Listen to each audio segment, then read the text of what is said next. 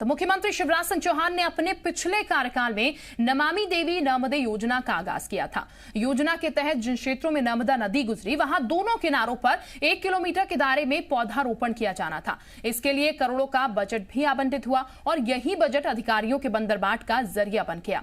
अब सामने आया है कि 2016 में शुरू हुई जिस योजना को सीएम शिवराज सिंह का ड्रीम प्लान कहा गया, उस योजना में अधिकारियों ने जमकर बंदरबाट किया और करोड़ों के घोटाले को अंजाम भी दे डाला। आरोप है कि निजी नर्सरियों के संचालकों के साथ मिलकर उद्यानिकी विभाग के अफसरों ने जमकर फर्जीवाड़ा किया। नमामि देवी नर्मदे योजना के तहत 2018 से 19 में तकरीबन 40 करोड़ की राशि से 1 करोड़ पौधे खरीदने का लक्ष्य रखा गया था, लेकिन बाद में उद्यानिकी विभाग ने 37 लाख पौधे ही खरीदे। आरोप यह भी है कि जिन नर्सरियों की क्षमता 10 लाख पौधे तैयार करने की थी, उनसे 37 लाख पौधे खरीद लिए गए और इसके एवज में करीब 15 करोड़ रुपए का भुगतान भी हो गया। सबसे बड़ी बात यह है कि टेंडर की मुख्य शर्त थी कि जिस नर्सरी से फलदार पौधों की खरीद की जाएगी उसका केंद्र सरकार के उपक्रम नेशनल हॉर्टिकल्चर बोर्ड या राज्य के नर्सरी अधिनियम में रजिस्ट्रेशन अनिवार्य होना चाहिए। लेकिन आरोप ये कि ज्यादातर पौधों की खरीद ऐसी नर्सरियों से की गई जो राज्य से लेकर केंद्र सरकार की किसी भी संस्था में रजिस्टर्ड नहीं थी। इतना ही नहीं, आरोप ये भी कि इन नर्सरियों से पौधों की खरीद भी स्वीकृत कीमत से ज्यादा दरों पर की गई। जबलपुर में तो बिना पौधे खरीदे ही भुगतान करने के आरोप अधिकारियों पर लगे हैं।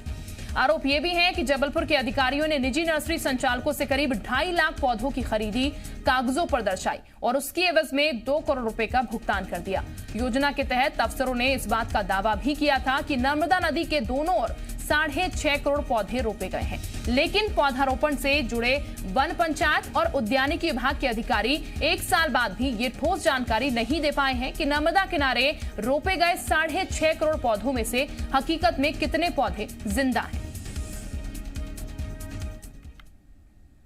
तो अब आपको बताते हैं कि आखिर ये पूरा घोटाला सामने आया कैसे खुलासा हुआ कि जिन नर्सरियों की क्षमता 10 लाख पौधे तैयार करने की थी, उनसे विभाग ने 37 लाख पौधे खरीद लिए और इसके एवज में 15 करोड़ रुपए भुगतान कर दिया गया। इस मामले का खुलासा पौधा खरीदी की कमेटी में सदस्य रहे एमपीएस बुंदेला की शिकायत के बाद हुआ।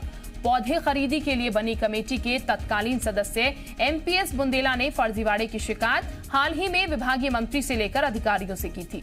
बुंदेला ने अपनी शिकायत में कहा कि मार्च 2019 में जब टेंडर प्रक्रिया शुरू हुई तो उन्होंने गैर पंजीकृत नर्सरियों से पौधे खरीदी करने पर आपत्ति जताई थी। इसके बाद उन्होंने कमेटी से बाहर कर निलंबित कर दिया गया। इसके साथ ही उन पर छतरपुर में एलोवेरा समेत अन्य पौधारोपण में फर्जीवाड़े के आरोप लगाकर 10 करोड़ की रिकवरी निकाल दी गई। निलंबन आदेश को बुंदेला ने मध्य प्रदेश हाईकोर्ट जबलपुर में चुनौती दी। कोर्ट ने उन्हें बहाल कर दिया। और इस वक्त हमारे साथ एसोसिएट एडिटर हरीश दिवेकर जुड़ चुके हैं। हरीश, इस पूरे मामले को देखें तो इतना बड़ा फर्जीवाड़ा हुआ, शिकायत की गई तो उस व्यक्ति पर कार्रवाई की जाती है, लेकिन अब कुल मिलाकर ये पूरा फर्जीवाड़ा सामने आया है। आगे किस तरीके की कार्रवाई हो रही है? अब कौन कौन से अधिकारी नपते नजर आएंगे इसमें?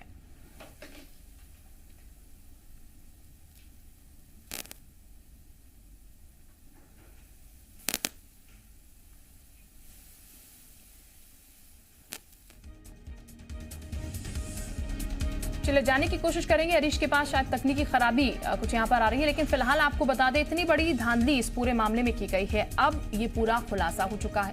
37 लाख पौधे खरीदने के एवज में 15 करोड़ का भुगतान कर दिया जाता है। 2016 में नमामि देवी नर्मदा योजना में की शुरुआत हुई और करोड़ों का घोटाला इसमें अब जाकर सामने आया है। आपको बता दें इसकी शिकायत जब की गई तो उस व्यक्ति के खिलाफ ही कार्रवाई कर दी जाती है, उसे बोर्ड से निलंबित कर दिया जाता है। 10 करोड़ की वसूली उससे करने की कोशिश की जाती है आरोप लगाकर। हालांकि कोर्ट से बहाली मिल गई क्योंकि कोर्ट में चुनौती दी गई थी, लेकिन अब कुल मिलाकर अगर इस पूरे मामले की बात की जाए तो अब इस पूरे मामले में तमाम वो चेहरे जिन्होंने इस घोटाले को अंजाम दिया वो सामने आएंगे कि किस तरीके से पौधा खरीदी के नाम पर करोड़ों का बंदरबाट जो है यहाँ पर किया गया। इसको लेकर अब आगे जो कार्रवाई होगी वो देखने वाली होगी। अधिकारियों ने कैसे यहाँ पर ये घालमेल की, कैसे उन नर्सरियों से पौधे खरीद दिए गए जहां से खरीदने नहीं चाहिए थे, कैसे इसकी जानकारी जो है वो तमाम जो अधिकारी थे अफसर थे उनको नहीं लगी, या फिर जानबूझकर ये पूरा जो घालमेल है पैसों का वो किया गया, किस किस की मिलीभगत इसमें रही और मुख्य शर्तें जो थी पौधा खरीदी में उनका उल्लंघन आखिर कैसे किया गया। किसी भी संस्थान में रजिस्ट्रेशन करा दिया गया जबकि एक गाइडलाइंस बाकायदा तय की गई थी, हर चीज पहले से तय थी। कैसे सामने आया पूरा घोटाला वो हम आपको बता रहे हैं। और अधिकारी एमपीएस बुंदेला की शिकायत के बाद आपको बता दें इसका खुलासा हुआ। एमपीएस बुंदेला ने पूरे फर्जीवाड़े की शिकायत विभाग से की, पौधा खरीदी कमेटी के सदस्य रहे हैं और एक अधिकारी के बाद ये पूरी जो घालमेल हुई है उसका खुलासा हुआ है। एमपीएस बुंदेला ने जब इसकी शिकायत की तब जाकर ये पूरा मामला जो है वो सामने निकल कर आया है। कितना बड़ा घोटाला पौध खरीद के नाम पर कैसे किया गया, यहाँ पर बंदरबाट एक तरीके से पैसों का किया गया। ड्रीम प्रोजेक्ट मुख्यमंत्री का था, लेकिन इस ड्रीम प्रोजेक्ट पर बट्टा लगाने वाले आखिर कौन लोग ये थे जिन्होंने इतने बड़ी धांधली की और उसका खुलासा भी नहीं हो पाया। अधिकारी ने फर्जीवाड़े के खिलाफ आवाज उठाई तो फिर उसके खिलाफ भी कार्रवाई हुई, निलंबित कर दिया गया एमपीएस बुंदेला को, कमेटी से बाहर किया गया। निलंबित आदेश को बुंदेला ने एमपी हाईकोर्ट में चुनौती दी थी और उसके बाद कोर्ट ने उनको बहाल कर दिया था। अब एक बार फिर इसमें आवाज उठाई गई है बुंदेला की तरफ से। और ये बता दें आपको, मार्च 2019 में टेंडर प्रक्रिया शुरू हुई थी, गैर पंजीकृत नर्सियां जो थी उनसे खरीद की जा रही थी, जिसके बाद एमपीएस बुंदेला ने अपनी आवाज बुलंद की और इसकी कंप्लेंट भी की, इसको लेकर आवाज उठाने की कोशिश की तो फिर कमेटी से उन्हें बाहर कर दिया जाता है। हालांकि वो इस पूरे फैसले को लेकर कोर्ट का रुख करते हुए नजर आए थे, कोर्ट की तरफ से उन्हें राहत दी गई, कोर्ट की तरफ से उन्हें बहाल कर दिया गया।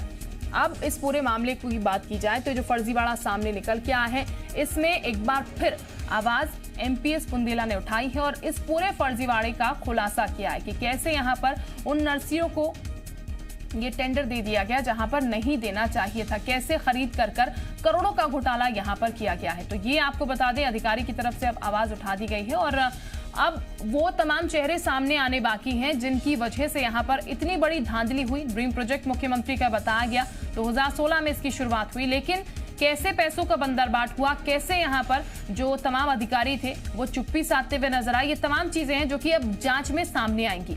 तो ये पूरा जो घोटाला है ये हम आपको बता रहे हैं कैसे सामने। आपको बता दें जिन नर्सरियों की क्षमता 10 लाख पौधे तैयार करने की थी उनसे विभाग ने 37 लाख पौधे खरीदे, यानी कि आप ये अंदाजा लगा सकते हैं कि कहां 10 लाख पौधे तैयार करने की क्षमता नर्सरियों की थी और 37 लाख पौधे जो हैं उनसे खरीद दिए गए। सीधी सीधी धांधली की गई, 15 करोड़ रुपए का इस एवज में भुगतान भी हुआ, 15 करोड़ रुपए दे दिए गए। और कैसे सामने आया पौधा खरीदी का फर्जीवाड़ा वो भी हम आपको बता रहे हैं। बिना भौतिक सत्यापन की रिपोर्ट आई और इस वक्त एसोसिएट एडिटर हरीश दिवेकर हमारे साथ जुड़ चुके हैं। हरीश, इस पूरे मामले की जब हम बात कर रहे हैं तो सबसे बड़ा सवाल ये कि सारे अधिकारी के इस घालमेल में लिप्त पाए जा रहे हैं क्योंकि किसी की तरफ से आवाज नहीं उठाई गई, एक आवाज उठी तो फिर निलंबित उनको कर दिया गया।